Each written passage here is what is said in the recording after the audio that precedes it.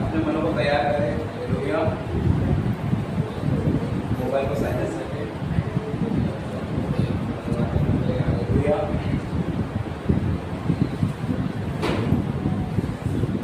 Hallelujah. Hallelujah. हमारा आराधना में जाएंगे इस समय। धन्यवाद करेंगे पवित्र आत्मा का, जो प्रभु की महान उपस्थिति हमारे बीच में है। राजा का राजा, प्रभु का प्रभु हमारे बीच में है। हम एक तेलुगु सॉन्ग लेंगे। वो सॉन्ग सुनने में बहुत अच्छा लगता है। मुझे समझ में नहीं आता, पर मुझे उसके जो बोल है, जो शब्द वो फेंकते हैं, जब वो गाना गाते हैं, मुझे बहुत अच्छा लगता है। तो सच में हम सभी को भी अच्छा लगेगा। धन्यवाद करेंगे इस समय प्रभु का, और प्रभु की उपस्थिति में लीन हो जाएंगे। इसमें हम यहाँ वहाँ नहीं लिखेंगे, हम प्रभु की उपस्थिति को महसूस करेंगे। यदि हमें ये गीत नहीं आता, फिर भी हम प्रभु से बातें करेंगे उस समय, और प्रभु से कहेंगे कि प्रभु आज आप मेरी जिंदगी में पिता, मैं आपका स्वागत करता हूँ पिता। मेरे जीवन के हर एक क्षेत्र में आप हो पिता। मेरे हर एक कमी घटी में आप परमेश्वर प्रभु पिता। मेरे हर एक बीमारी को चुकाकर मेरे पिता यीशु मसीह, वो पवित्र आत्मा, आपने तो कब का आशीर्वाद दिया है, परंतु आज हम इसे ग्रहण करते हैं। सिखाएंगे हम अपने पिता से। हाँ प्रभु, हम हमारा आज वो दिन है, हम वो आज लेते हैं परमेश्वर प्रभु पिता। हमारी चंगाई ग्रहण करते हैं पिता। हमारे आशीर्वाद को हम लेते हैं परमेश्वर प्रभु पिता। हाँ, हमारे एक परमेश्वर के अभिषेक सामर्थ को आज हम ग्रहण करते हैं परमेश्वर प्रभु पिता। धन्यवाद करते हैं पवित्र आत्मा का। हालेलुया। देवा నా సర్వం నీవయ్యా, నీ ఉంటే నాకు చాలు. దేవా నా సర్వం నీవయ్యా, నీ ఉంటే నాకు చాలు.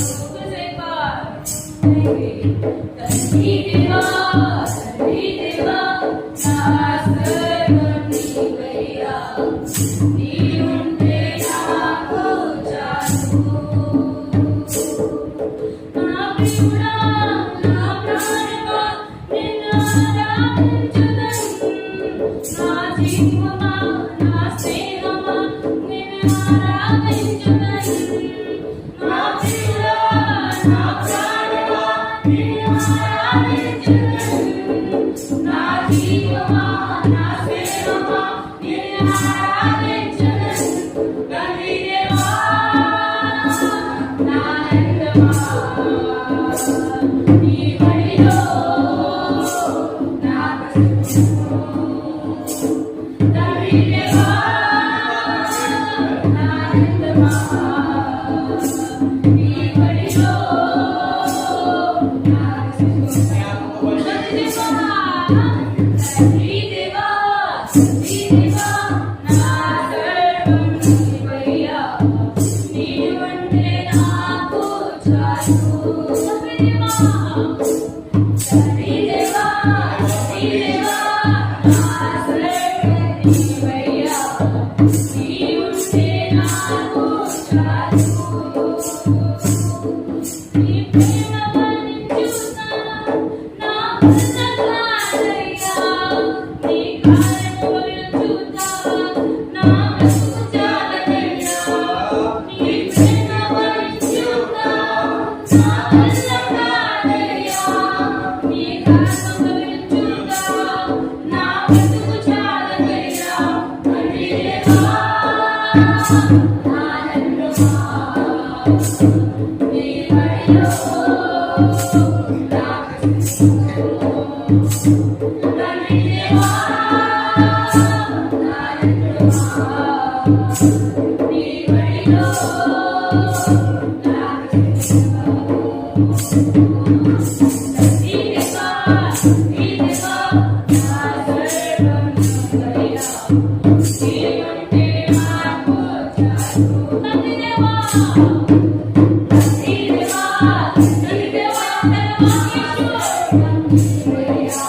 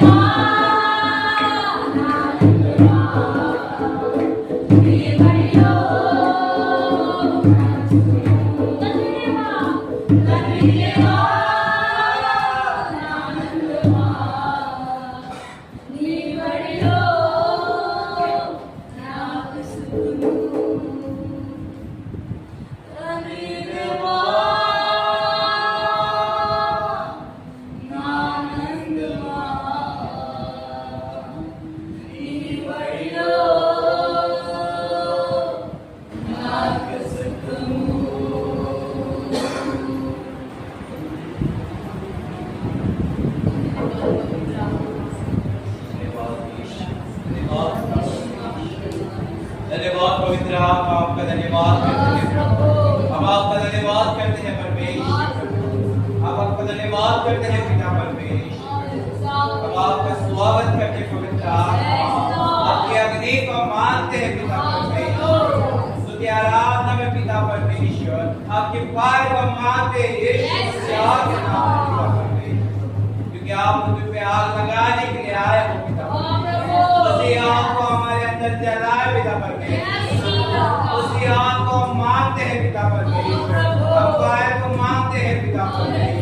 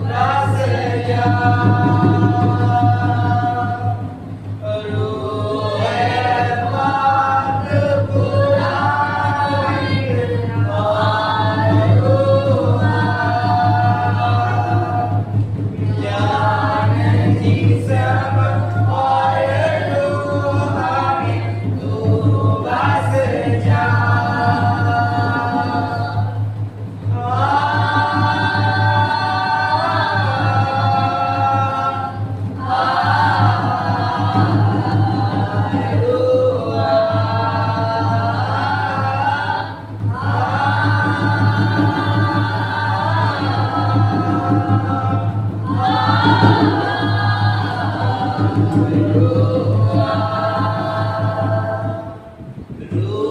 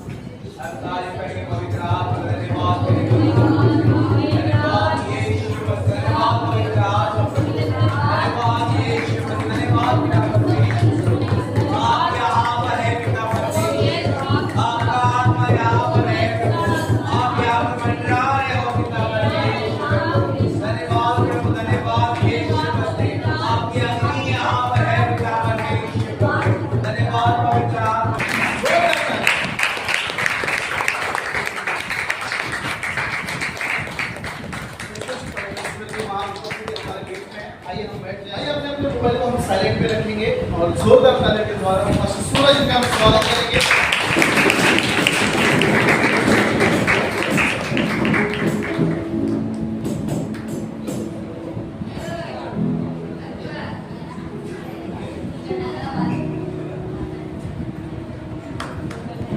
जोरदार तालियां।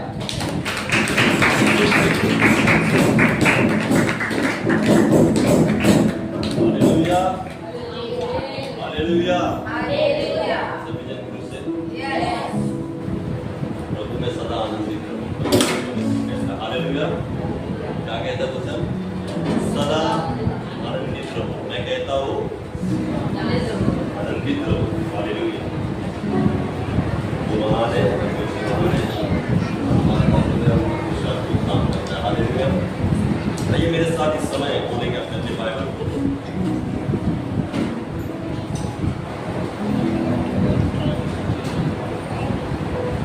यूहन्ना की किताब उसका 11वां अध्याय और 11वां अध्याय पढ़ेंगे 38 से आगे 38 से कोई भी एक जन पढ़े यूहन्ना उसका 11वां अध्याय और इसके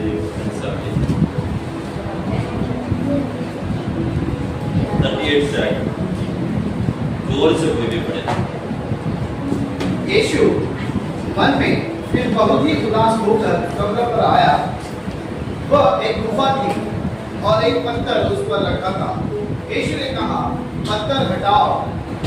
उस मरे हुए की बहन मार्था उससे कहने लगी, हे प्रभु, उसमें से अब तो दुर्गंध आती है, क्योंकि उसे मरे 4 दिन हो चुके हैं। यीशु ने उससे कहा, क्यों? मैंने तुझसे नहीं कहा था कि यदि तू विश्वास करेगी तो परमेश्वर की महिमा को देखेगी। तब उन्होंने उस पत्थर को हटाया।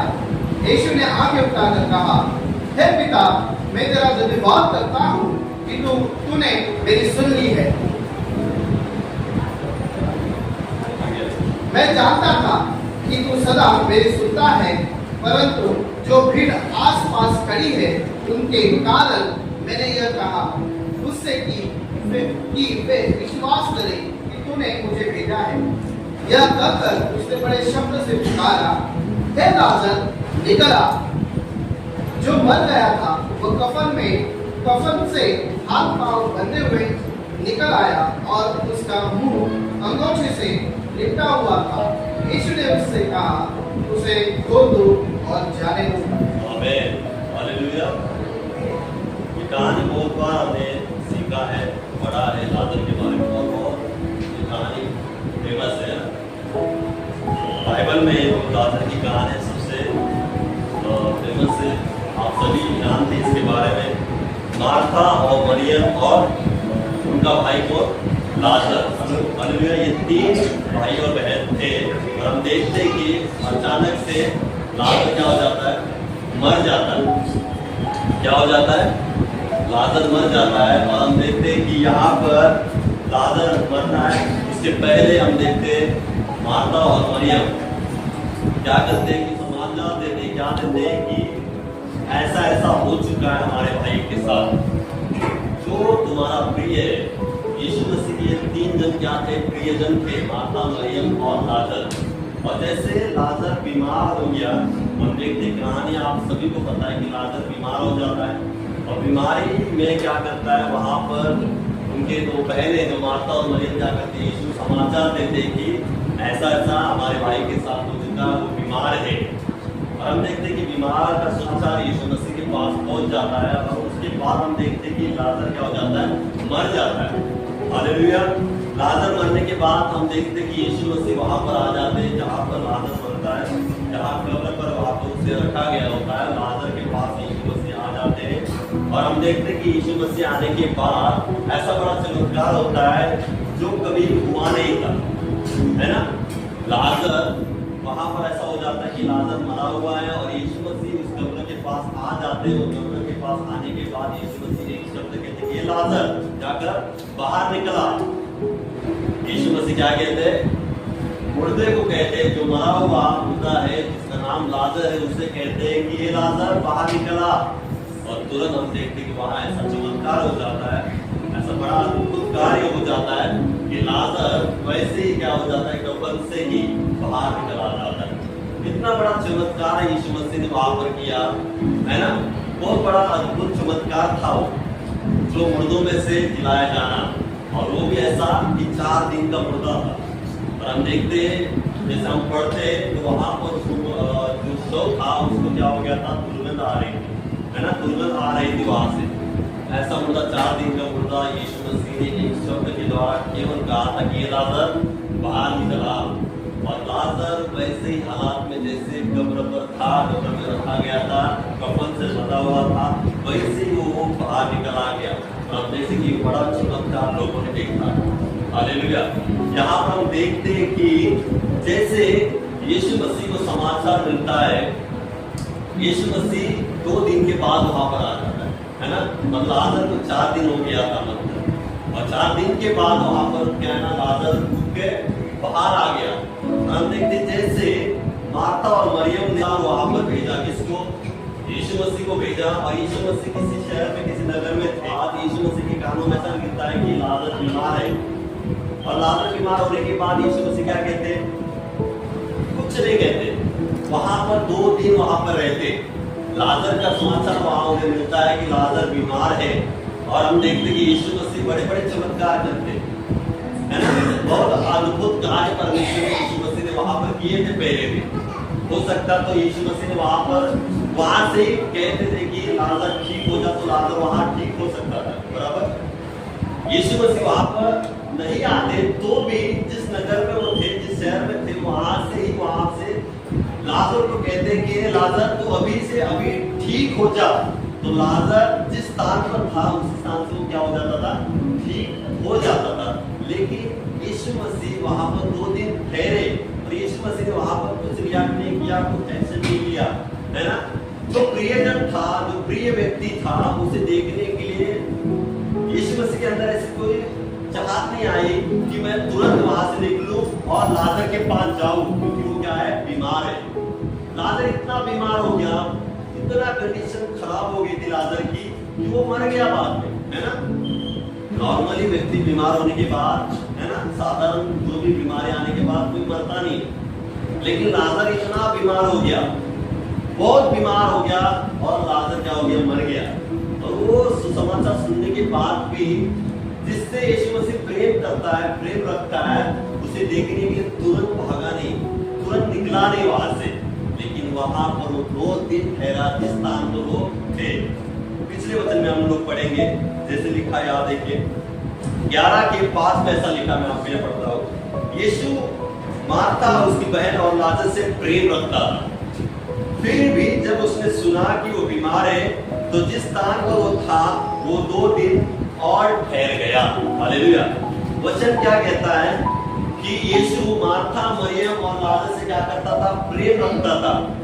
और फिर भी यहाँ पर ऐसा लिखा है, क्या लिखा है, फिर भी जब उसने सुना कि वो बीमार है ना, यीशु मसीह ने सुना, तो भी यहाँ पर ऐसा लिखा है कि तो जिस स्थान पर वो था उसी स्थान पर वो 2 दिन ठहरा।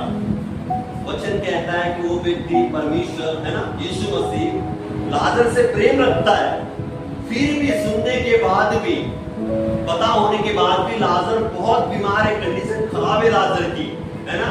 और जरूरत क्या थी, यीशु मसीह की बात थी, क्योंकि यीशु मसीह बड़े बड़े चमत्कार करता है ना। यीशु मसीह ने बहुत बीमारियों को, अंधों को, लंगड़ों को ठीक किया है। मार्था, मरियम, लाजर भी जानते थे कि यीशु मसीह के द्वारा क्या है ना, बड़े बड़े चमत्कार होते हैं। और मार्था और मरियम की इच्छा भी होगी, है ना, कि मेरे भाई के लिए यीशु मसीह आ जाए। वो 2 बहनों की कितनी इच्छा होगी कि यीशु जिस स्थान पर उस स्थान को छोड़कर यीशु लाजर के पास आए और लाजर को क्या करे, ठीक करे, बीमारी से आजाद करे। कभी कभी ऐसा लगता है हमें भी, हम लोग यीशु मसीह को, परमेश्वर को पुकारते प्रार्थना करते, और हमें भी लगता है कि बहुत इच्छा होती, चाहत होती कि तुरंत बहुत कुछ प्राप्त हो, है ना, ठीक हो जाए। हम प्रार्थना करते, विनती करते, और हमें ये एहसास होता है, लगता है, चाहत होती है कि मेरी प्रार्थना तुरंत क्या ना सुनी जाए और पूरी हो जाए। हम लोग ये चाहते हैं बहुत बार। एक बात सोचे मार्था और मरियम के बारे में। भाई बीमार है और ऐसी कंडीशन है, मरने की कंडीशन है, हालात खराब है। मार्था और मरियम क्या सोचती होंगी? मार्था और मरियम का सोचना ये होगा कि यीशु मसीह तुरंत आ जाए। जिस स्थान में वो है वो स्थान को यीशु मसीह छोड़े। इस वजह से उन्होंने तुरंत यीशु मसीह दिया कि भाई बीमार है, लाजर बीमार है। और वो सुनकर भी यीशु मसीह वहां पर नहीं आए, बल्कि 2 दिन वहां पर वो ठहर गए। हालेलुया। 2 दिन ठहरने के बाद यीशु मसीह वहां पर चले गए, है ना। मार्था और मरियम ने बहुत कोशिश की होगी। उनको लगता होगा कि यीशु मसीह आए और मेरे भाई को क्या करे, ठीक करे। वो बीमार है, वो बीमार के हालात में पड़ा है, बिस्तर पे पड़ा है। और यीशु मसीह सुसमाचार सुनने के बाद तुरंत उस स्थान से निकले और मेरे भाई के पास आए और मेरे भाई को छूकर बोलकर क्या करे, ठीक करे। मार्था और मरियम की इच्छा होगी। कई बार हमारे मन में, हमारे विचारों में ऐसी बहुत सारी इच्छाएं होती है कि यीशु मसीह हमारी प्रार्थना को सुने, परमेश्वर हमारी प्रार्थना को सुने और तुरंत हमारे जीवन में काम हो जाए। तुरंत हमारे क्या है, परिवार में काम हो जाए, प्रार्थना पूरी हो जाए, हम लोग सोचते हैं। लेकिन हमारी सोच और परमेश्वर की सोच में जमीन और आसमान का क्या है, अंतर है। हालेलुया। यहाँ पर हम देखते हैं कि यीशु मसीह कुछ अलग सोच रहे हैं और मार्था और मरियम सोच रहे कि अभी के अभी मेरे भाई के पास यीशु मसीह आए और वो ठीक है। यहाँ ऐसा नहीं लिखा है, लेकिन हम लोग सोच सकते हैं। हम मनुष्य हैं और वो भी मनुष्य ही थे। जैसे हम लोग सोचते हैं, जैसे हमारा मन विचार होता है ना, और तो जो हमारे मन में चलता है वैसे मार्था और मरियम के विचार मन में, आत्मा में भी चलता होगा। हालेलुया। इस वजह से यहाँ पर हम लोग सोच सकते हैं कि मार्था और मरियम ऐसे सोच रखे होंगे उन्होंने कि यीशु मसीह तुरंत आ जाए। अभी के अभी जो सुसमाचार मिलने के बाद तुरंत यीशु मसीह क्या करे, उस स्थान को छोड़कर हमारे स्थान पर आए और लाजर को क्या करे, ठीक करे। लेकिन यीशु मसीह की सोच, यीशु मसीह की जो भी बातें अलग थी, है ना। यहाँ पर एक वचन में ऐसा लिखा है कि हर एक बातों का एक समय निश्चित है। सर्वोपदेशक में लिखा है 3 अध्याय में कि हर एक बातों का एक निश्चित समय है, निश्चित समय है। रोने का, सोने का, बोलने का, रहने का, चलने का, चंगा करने का भी, ठीक होने का भी, है ना, मरने का भी, जन्म लेने का भी एक समय निर्धारित करके रखा है और उस समय में परमेश्वर काम करता है। और हम देखते कि मार्था और मरियम अलग सोच रहे थे कि सोच रखे होंगे कि वो वहां पर आकर तुरंत उसी दिन में क्या करे, लाजर को ठीक करे। लेकिन यीशु मसीह 2 दिन के बाद आए। आपको लगता होगा कई बार कि हमारा प्रार्थना का उत्तर अभी मिले, आज मिले, लेकिन परमेश्वर कुछ अलग सोच रखे होंगे। आपके प्रार्थना का उत्तर 2 दिन के बाद भी परमेश्वर दे सकता है। आपके प्रार्थना विनंती का जो उत्तर है 1 महीने के बाद भी दे सकता है।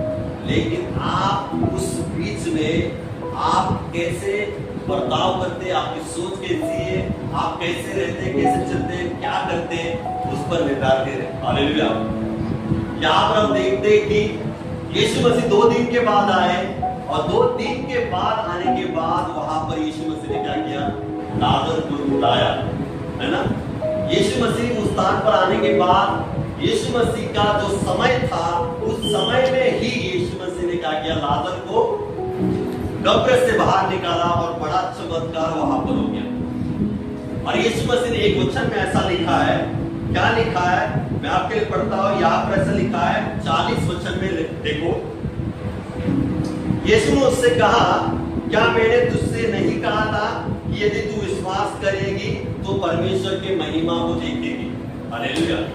परमेश्वर ने क्या कहा कि मैंने तुझे नहीं कहा था क्या कि विश्वास करेगी तो तू क्या करेगी, परमेश्वर की महिमा को देखेगी। महिमा को कब देखेगी, जब परमेश्वर का समय आएगा तब परमेश्वर की महिमा वो देखेगी।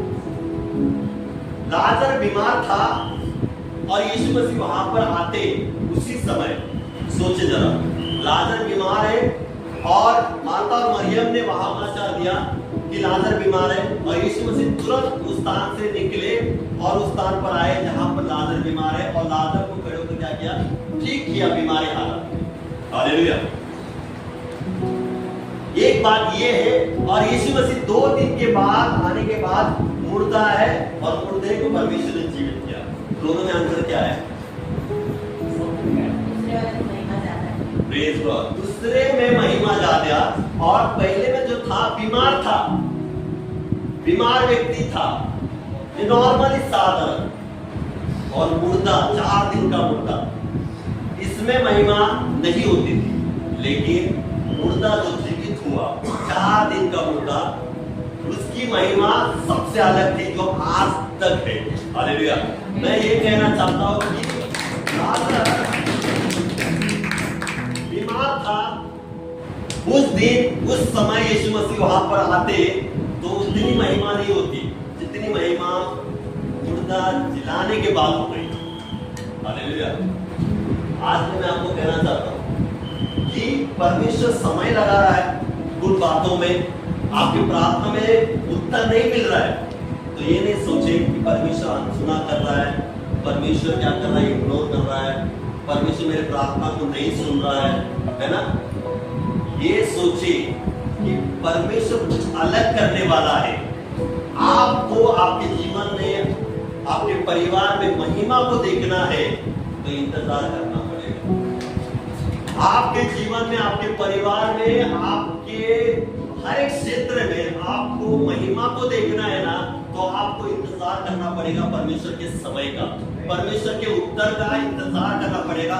ये नहीं सोचे कि आज ही मुझे उत्तर मिले, आज ही मेरे प्रार्थना का उत्तर मुझे मिलना चाहिए क्योंकि मैं प्रार्थना करता हूँ, क्योंकि मैं चर्च में जाता हूँ, जैसे परमेश्वर चाहता है वैसे मैं रहता हूँ, चलता हूँ, सब कुछ करता हूँ। इसका मतलब ये नहीं कि आपकी प्रार्थना का उत्तर अभी मिले, लेकिन परमेश्वर का जो समय है 2 दिन के बाद हो सकता है, 15 दिन के बाद हो सकता है, 1 महीने के बाद हो सकता है, लेकिन जो समय परमेश्वर का होगा वो महिमा को लेकर आएगा। हालेलुया। साधारण नहीं होगा, आपके जीवन में महिमा को लेकर आएगा परमेश्वर का समय। परमेश्वर ने 2 दिन के बाद वहां पर गए यीशु मसीह, और वहां पर इतनी बड़ी महिमा हो गई, कोई साधारण महिमा वहां पर नहीं हो गई। नॉर्मल बीमार व्यक्ति को परमेश्वर ने ठीक नहीं किया था, 4 दिन के मुर्दे को, 4 दिन के मुर्दा लाजर को परमेश्वर यीशु मसीह ने जिलाया था। वो महिमा सबसे बड़ी थी। आपकी परिस्थिति भी ऐसी हो सकती है, प्रार्थना आप कर रहे हो, आप परमेश्वर को विनती दे रहे हो, मार्था और मरियम के समान आप यीशु मसीह को बोल रहे हो कि मेरे जीवन में ऐसी परेशानी है, मेरे परिवार में ऐसा है, मेरे परिवार का सदस्य बीमार है, मेरी परिस्थिति, मेरा हर एक क्षेत्र क्या हो चुका है, खराब हो चुका है ना। तब आप क्या करते हो? हालेलुया। तब हम लोग ऐसे बोल सकते हैं कि ऐसा होता है, ऐसा हो सकता है, ऐसा हो रहा है। लेकिन परमेश्वर, जब परमेश्वर का समय आएगा उसी समय परमेश्वर आपको उत्तर देगा। तो वो जो आप मांग रहे हो कि आज ही मुझे मिलना चाहिए, आज ही मेरे प्रार्थना को उत्तर मिलना चाहिए, लेकिन 10 दिन के बाद, 15 दिन के बाद जो उत्तर आएगा ना, वो सबसे बेहतर और सबसे अलग उत्तर आपके जीवन में होगा। हम लोग सोचते इतने घर के लिए, है ना, हम लोग, हमारी सोच क्या है, इतने घर के लिए, लेकिन परमेश्वर हमें इतना दे सकता है ना। इसके लिए हमें क्या करना पड़ेगा? इंतजार करना पड़ेगा। बड़े महिमा को देखना है तो इंतजार करना पड़ेगा। बड़े महिमा को नहीं देखना है तो इसमें ही आपको क्या हो जाए, सेटल हो जाए। हालेलुया। मार्था और मरियम ने क्या सोचा होगा कि बीमार व्यक्ति है, बीमार लाजर है, मेरा भाई बीमार है, तो यीशु मसीह तुरंत आकर क्या करे, ठीक करे। लेकिन लाजर मुर्दे में से जिलाया, वो महिमा सबसे अलग थी। और उस नगर में, उस शहर में उन लोगों का नाम हुआ होगा कि लाजर 4 दिन का क्या हो गया, मुर्दा जीवित हो गया। सब नगर में समाचार फैला होगा, और बीमार व्यक्ति को ठीक करता होगा तो 4, 5, 6 दिन, 10 दिन, है ना, 10 लोगों को पता होकर वो वहां पर ही समाप्त हो जाता। यहाँ पर हम देखते हैं कि लाजर की गवाही वहां से शुरू हुई जो आज तक चल रही है और युगान युग क्या होती जाएगी, चलती जाएगी। वो गवाही कभी भी नष्ट नहीं होगी। लाजर की याद रखिए, वो हमेशा के लिए पीड़ित पीड़ित क्या होती जाएगी, लगातार गवाही लोग सुनते जाएंगे। और बीमार व्यक्ति ठीक हो जाता था तो उसकी गवाही इतनी बड़ी नहीं होती थी। याद रखिए, बाइबल में कितने परमेश्वर ने लोगों को ठीक किया, नाम बताओ। बीमार क्या बोल रहे? बहुत ज्यादा। मैंने ये नहीं पूछा, बहुत ज्यादा नहीं पूछा, मैंने पूछा बहुत ज्यादा बीमारियों को परमेश्वर ने ठीक किया। क्या किसी को नाम पता है? क्यों नहीं पता?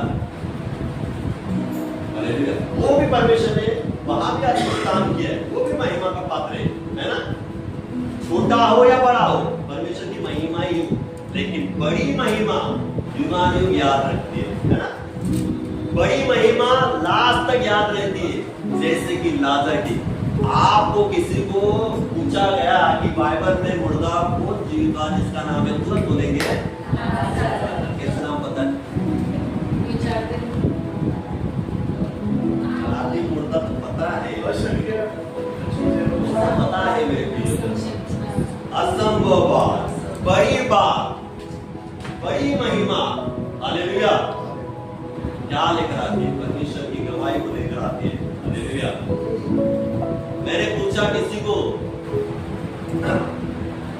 परमेश्वर ने लंगड़े को चंगा किया, नाम बताओ। बाइबल में परमेश्वर ने अंधों को ठीक किया, बताओ। फोकस ज्यादा किसके ऊपर आता है तुरंत? लाजर। और बाकी का पूछने के बाद क्यों नहीं पता? सबको एक जन को पता होगा, बाकी जन को 10% 20% लोगों को पता होगा, सभी को क्यों नहीं? हालेलुया। और एक क्वेश्चन पूछता हूं, फाटक के पास जो बैठा था, हालेलुया। लेकिन यहाँ पर बात हो रही है लाजर की। लाजर की जो मरने के बाद जो जीवित हुआ वो महिमा सबसे अलग थी।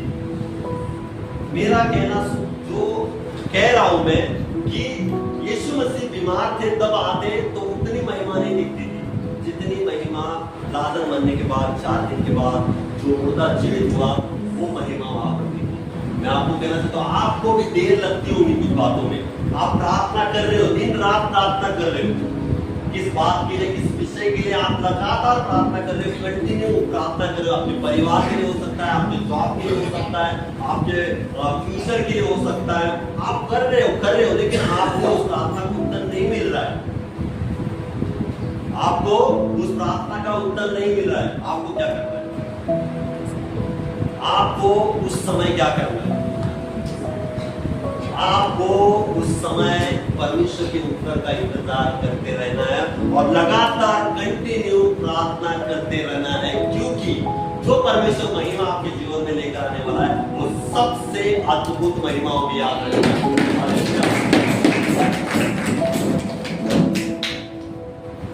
हम भी कुछ बातों के लिए लगातार प्रार्थना कर रहे हैं, लगातार प्रार्थना कर रहे हैं, लगातार प्रार्थना कर रहे हैं। सामने कुछ दिखाई नहीं दे रहा है, लेकिन हम लोग विश्वास से क्या कर रहे हैं? लगातार उन बातों के लिए प्रार्थना कर रहे हैं। कुछ सामने नहीं दिखाई दे रहा है, कुछ पास में नहीं है, लेकिन हम लगातार प्रार्थना करें कि परमेश्वर तू उस महिमा को लेकर आएगा एक दिन। परमेश्वर तू उस महिमा को दिखाएगा हमारे जीवन में। परमेश्वर उस महिमा को तू प्रकट करेगा हमारे परिवार में। हम लगातार प्रार्थना कर रहे हैं और वो एक दिन आएगा। हमारी वो एक दिन आएगा, परमेश्वर हमारे सामने उस महिमा को क्या करेगा? प्रकट करेगा और दिखाएगा, मैंने तुम्हारे परिवार में किया अद्भुत काम किया। मैं तुम्हें आज देता तो बड़ी महिमा नहीं होती, लेकिन मेरे समय में मैं तुम्हें जो देने वाला हूं, जो सबसे बड़ा होगा, वो सबसे बड़ी महिमा होगी। याद रखना। याद रखना कि परमेश्वर के समय का इंतजार जो करेगा वो क्या करेगा, सबसे बड़ी महिमा को देखेगा। हालेलुया। उसी तरह मैं और एक वचन को मैं आपके सामने रखने वाला हूं, मेरे साथ बोलिए। पुराने नियम में हम लोग जाएंगे, मेरे साथ थोड़ी उत्पत्ति उसका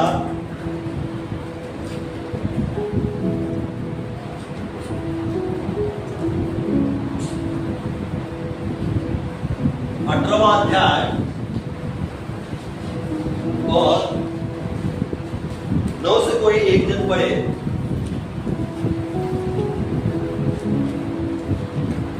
उन्होंने उससे पूछा, तेरी पत्नी सारा कहाँ है? उसने कहा, वह तो तम्बू में है। उसने कहा, मैं वसंत ऋतु में निश्चय तेरे पास फिर आऊंगा और तेरी पत्नी सारा के एक पुत्र उत्पन्न होगा। सारा तम्बू के द्वार पर जो अब्राहम के पीछे था सुन रही थी। अब्राहम और सारा दोनों बहुत बूढ़े थे और सारा का मासिक धर्म बंद हो गया था। इसलिए सारा मन में हंसी और कहने लगी, मैं तो बूढ़ी हूँ और मेरा पति भी बूढ़ा है, तो क्या मुझे यह सुख होगा? तब यहोवा ने अब्राहम से कहा, सारा यह कहकर क्यों हंसी कि क्या मेरे जो इतनी बूढ़ी हो गई हूँ, सचमुच एक पुत्र उत्पन्न होगा? क्या यहोवा के लिए कोई काम कठिन है? नियत समय में अर्थात वसंत ऋतु में मैं तेरे पास फिर आऊंगा और सारा के पुत्र उत्पन्न होगा। तब सारा डर के मारे यह कहकर मुकर गई, मैं नहीं हंसी। उसने कहा, नहीं, तू हंसी तो थी। हालेलुया। ये भी कहानी सबको पता है ना? किसी को भी पूछूंगा तो तुरंत पता है सब, है ना? किसको पता है अब्राहम सारे की कहानी? सबको पता है, सब। यहाँ पर हम देखते हैं कि अब्राहम और सारा तो हस्बैंड और वाइफ, पति और पत्नी थे। हम देखते यहाँ पर उन्हें संतान की आशीष नहीं थी, बहुत साल उनको संतान की आशीष नहीं थी। प्रभु में होने के बावजूद भी, प्रभु का जन्म होने के बावजूद भी उन्हें संतान की आशीष नहीं थी। लेकिन अब्राहम विश्वास में मजबूत व्यक्ति था, मजबूत इंसान था। हालेलुया। यहाँ पर हम देखते कि सारा अब्राहम को बहुत साल उन्हें संतान की आशीष नहीं थी।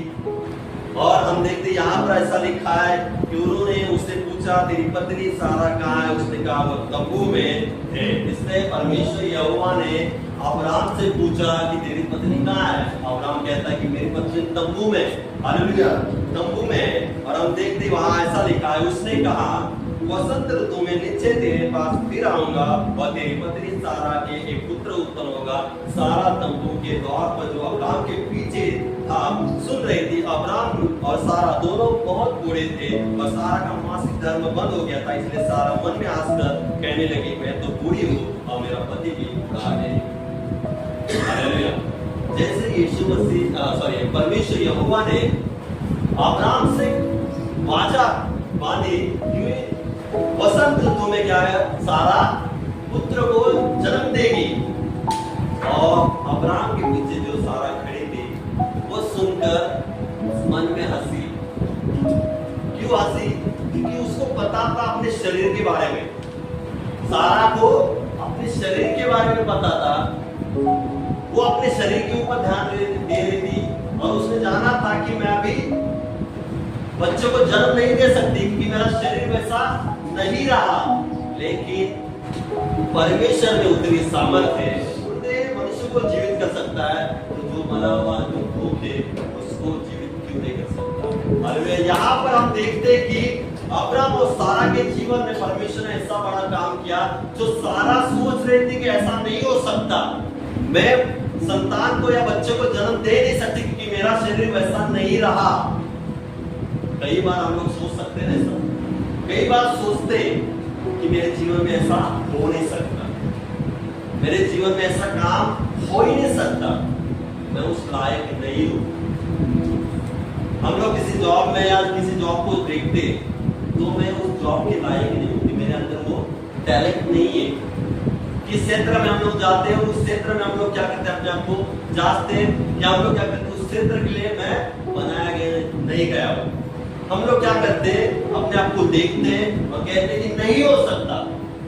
लेकिन जिसका भरोसा परमेश्वर यहोवा पर है, उसके द्वारा परमेश्वर बड़े बड़े और अद्भुत कार्य कर सकता है। याद रखना, आपका भरोसा परमेश्वर यहोवा पर होगा, आपका भरोसा परमेश्वर यहोवा यीशु मसीह पर होगा, तो आपके जीवन में भी जो असंभव बातें आपको लग रही होंगी या लगती होंगी, आज परमेश्वर उसको संभव करने में सामर्थ्य परमेश्वर है। याद रखना, आपके जीवन में आज कुछ नहीं हो पा रहा है, ऐसा लगता होगा कि नहीं हो सकता, लेकिन याद रखना बड़ी महिमा आने वाली है।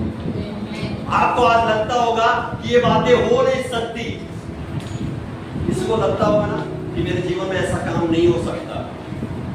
मैं प्रार्थना में तो हूँ, प्रेयर कर रहा हूँ, चर्च जा रहा हूँ, लेकिन ये बात नहीं हो सकता मेरे साथ, या मेरे द्वारा नहीं हो सकता, मेरे परिवार में ऐसा हो नहीं सकता, या मैं ये बातें हासिल नहीं कर सकता, खरीद नहीं सकता।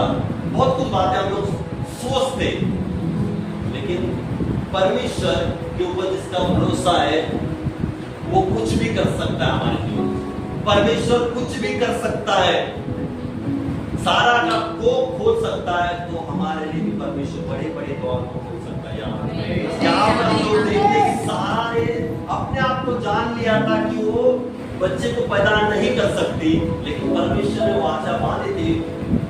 अब्राहम से कहा था कि वसंत ऋतु में मैं क्या करूंगा, फिर से आऊंगा और तेरी पत्नी क्या करेगी, संतान को उत्पन्न करेगी, है ना, संतान को जन्म देगी, पुत्र देगी। लेकिन सारा ने उसके ऊपर विश्वास नहीं किया, सारा हंसी।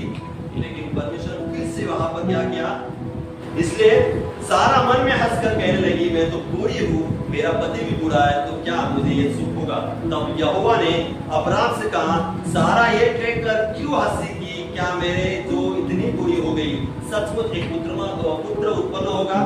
क्या यहोवा के लिए कोई काम कठिन है।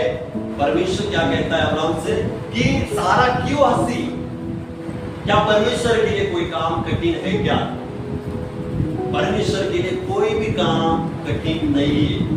आपको कठिन लगता होगा, मनुष्य को कठिन लगता होगा, लेकिन परमेश्वर को वो काम कठिन नहीं है। आपके जीवन में, आपके क्षेत्र में आपको कोई भी बात आज कठिन लगती होगी, लेकिन मैं आपको कहना चाहता हूं कि आपके परमेश्वर के लिए वो बात कठिन नहीं है, वो आसान बात है। आपको जो बात कठिन लगती है वो परमेश्वर को आसान है। और परमेश्वर कहता है यहाँ पर कि नियत समय में, क्या लिखा है, समय में, नियत समय में आता वसंत ऋतु में मैं तेरे पास फिर आऊंगा और सारा ये पुत्र उत्पन्न होगा। फिर परमेश्वर कहता है, सारा हंसने के बाद परमेश्वर फिर कहता है अब्राहम से कि नियत समय में, वसंत ऋतु में, परमेश्वर के समय में, परमेश्वर ने समय नियुक्त किया हुआ। जो सारा है ना काफी बुरी हो गई, अब्राहम बुरा हो गया, और परमेश्वर का समय कब आ गया देखो। कितने साल वो परमेश्वर से प्रार्थना करते होंगे संतान के लिए, लेकिन उस समय वो उनका समय नहीं था, परमेश्वर का समय नहीं था। लेकिन हम लोग देखते कि जब सारा के पास, अब्राहम के पास परमेश्वर का वचन पहुंचता कि नियत समय में मैं वसंत ऋतु में क्या करूंगा, फिर आऊंगा और सारा पुत्र को जन्म देगी। और उसी समान हम लोग आगे देखते हैं, आगे के वचन हम लोग पढ़ेंगे तो पता चलता है कि सारा को क्या हो गया, संतान, बच्चा है ना उत्पन्न हो गया। और संतान जो आशीष, जो वंचित थी सारा, वो आशीष उसे जाकर मिल गई।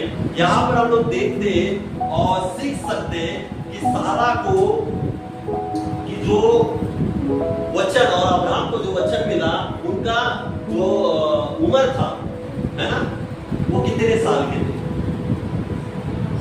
कोई बता सकता है। जब परमेश्वर का वचन उनके पास आया, अब्राहम के पास आया कि तेरी पत्नी क्या करेगी, पुत्र उत्पन्न करेगी, है ना, पुत्र को जन्म देगी, तब उनका उम्र कितना,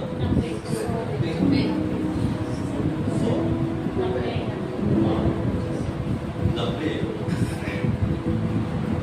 जब अब्राहम के पास परमेश्वर का वचन जाता है, हालेलुया, देखो इसहाक का जन्म हुआ है ना, तब उनका जो एज था, उम्र था, वो अलग था।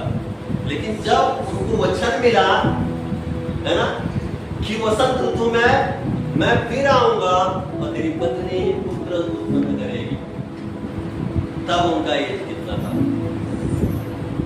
यहाँ लिखा है कि सारा मन में हंसी और वो पूरी हो गई थी। वो पूरी मतलब अब्राहम भी पूरा हो, तो पूरा व्यक्ति उनका एज कितना था? कितना था कोई पता है? ठीक नहीं बताया, सही आंसर है। वहां पर अब्राहम का जो एज था, उम्र था, वो 75 और जब उनको वचन 75 में मिला परमेश्वर का, और पूरा कब हुआ? 100 साल। कितना अंतर था? 25 साल का अंतर था। आप रुक सकते हो परमेश्वर के समय में? तो 25 साल का समय लगता, आप रुक सकते हो क्या उस समय में? हाँ, कौन बोल रहा है? बोलो। 25 साल तक उम्र है क्या वहां? याद करो, कोई रोक सकता है ऐसा? 25 साल वचन मिला उनको 75 साल में कि तुझे संतान मिलेगी, संतान उत्पन्न करेगी तेरी पत्नी। और परमेश्वर का समय कब आया? यहाँ लिखा है नियत समय में, वसंत ऋतु में तेरी पत्नी एक पुत्र को उत्पन्न करेगी, है ना, देगी, जन्म देगी। और वो नियत समय कब आया? 25 साल के बाद। आज आप प्रार्थना कर रहे हो और आज हमें 2 दिन के बाद उत्तर नहीं मिलता, तो हमारे मुंह से कुछ अलग ही बात निकलती है, बराबर? आज हम प्रार्थना करते और प्रार्थना का उत्तर मिलने के लिए 10 दिन लगता है, 1 महीना लगता है, 6 महीना या 1 साल, तो हम लोग क्या हो जाते हैं? थक जाते हैं। हम लोग, हमारा विश्वास कम हो जाता है और हम ऐसे बिगड़ जाते हैं कि हम लोग परमेश्वर को दोष लगाने के लिए शुरू हो जाते हैं कि परमेश्वर, मैं तो प्रार्थना लगातार कर रहा हूं, प्रार्थना कर रहा हूं लगातार, मैं चर्च जाता हूं, मैं हर एक प्रार्थना को अटेंड करता हूं, तू प्रार्थना को क्यों नहीं सुन रहा है? मैं लगातार चर्च अटेंड कर रहा हूं, 1 महीना हो गया, 2 महीना हो गया, 6 महीना हो गया, तो भी मेरी प्रार्थना को उत्तर नहीं मिल रहा। और हम लोग परमेश्वर को क्या करते हैं? दोष लगाते हैं, बुराते हैं।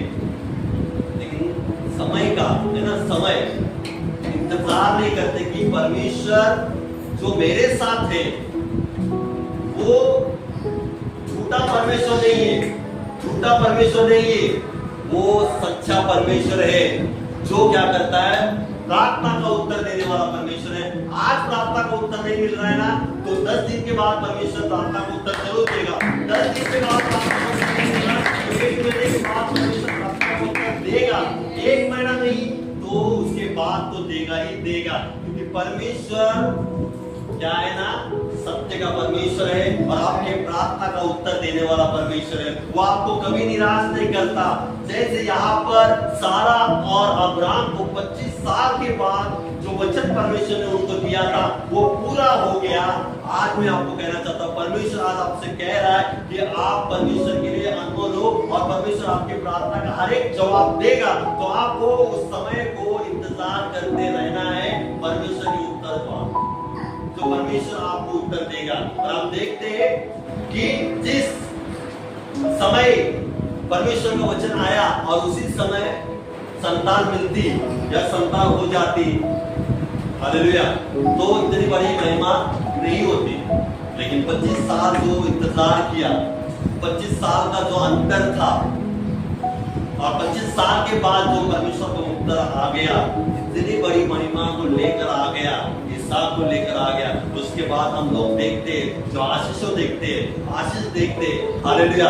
उसी समान में कहना चाहता हूँ कि आपको भी इंतजार करना है परमेश्वर के समय का, महिमा को देखना है, बड़ी महिमा को देखना है।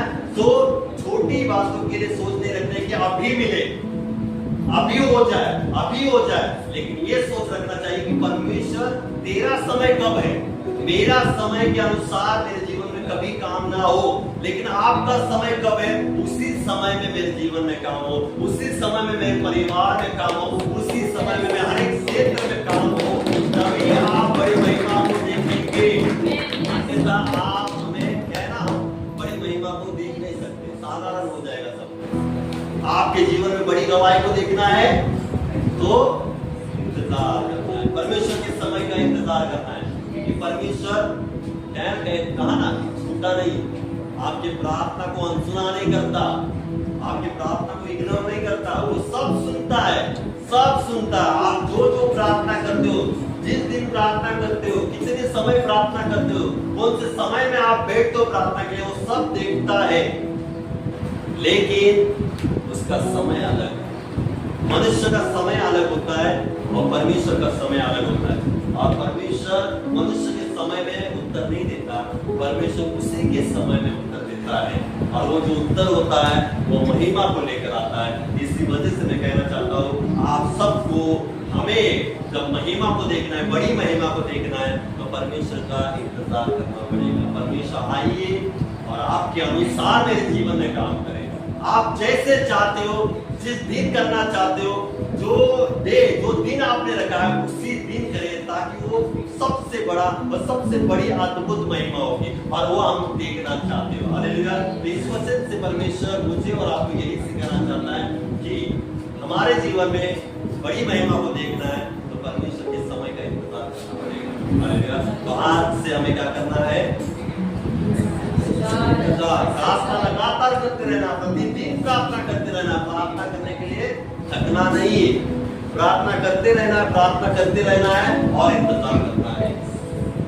एक दिन ऐसा आएगा, परमेश्वर उस महिमा को लेकर आपके सामने रखेगा कि देख तेरे लिए मैंने क्या किया है, और आप वो महिमा को देखकर सारे लोगों में फैलाओगे कि परमेश्वर यीशु मसीह ने मेरे जीवन में ऐसा काम किया। इतने बड़े फ्लैट तो परमेश्वर ने मुझे दिया है। मैंने सोचा था डबल सिंगल, लेकिन परमेश्वर मुझे 3 BHK का फ्लैट दिया।